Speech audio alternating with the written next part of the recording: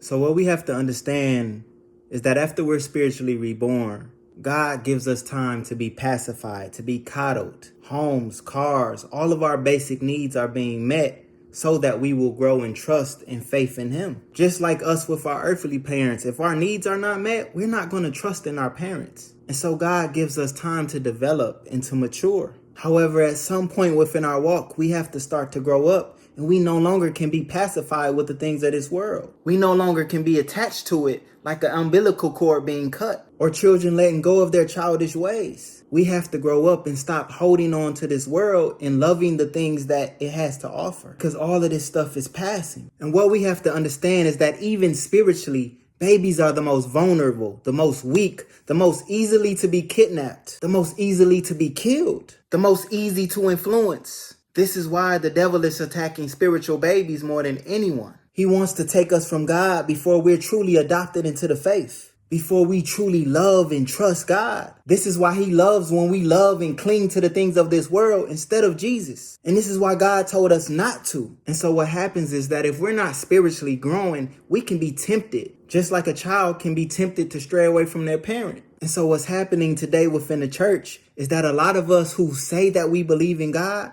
are not truly spiritually growing. We have to grow beyond spiritual milk to meat. Meat is to stop clinging and finding comfort in the things of this world and find it in Him. This is the only way we can stay grounded when tests, tribulations, trials, temptations, persecution comes. And because many of us don't, we spiritually die. We spiritually are kidnapped. Just like the parable of the sower that speaks about how the seed is planted in some of us, but the enemy comes and snatches it. Many of us hear the gospel, but it's not actually taking root inside of us. And many of us are learning to believe in God for the wrong reasons, so we fall into the cares of this life, money and comfort and everything else. So I just wanted to warn you right now, please make sure that you're taking the time to dig deep and desperately invest more time in spiritually growing. For me personally, this looks like studying more than going to play basketball or working out at the gym.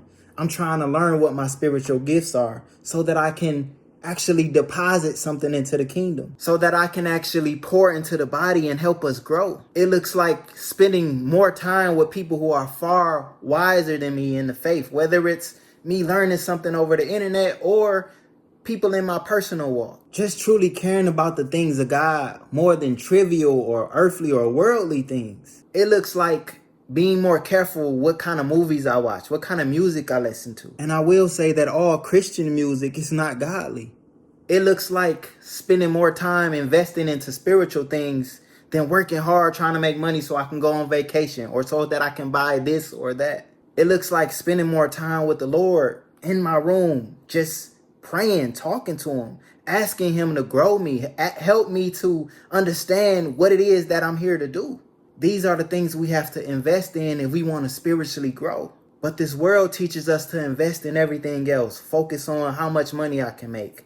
What can I drive? Where can I live? Yes, when we're spiritual babies, there are things that we need. There are things that we are calling out to God for. I've been there. So if you are in that place, I would never shun you and say, oh, you just trying to use God. Because a lot of the things that He's allowed me to do and to have is what built my faith and what has allowed me to grow and trust in Him more and more. But He doesn't want us to depend on those things, because our health, our money, our lives, everything that we have or that we think we can find comfort and pleasure or whatever in, it can be taken away from us in an instant.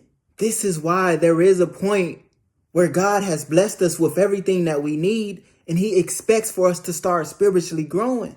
And so I'm just praying for you to love God for all of the right reasons, because there are a lot of people who are only coming to the faith. There are going to be a lot of false teachers, false prophets, false converts, people who are only being hypocritical. We don't really want to live for God. We just want something from God. And so just please be careful and make sure that God is truly your Father and not the devil, because spiritual babies are being killed, kidnapped, and led astray.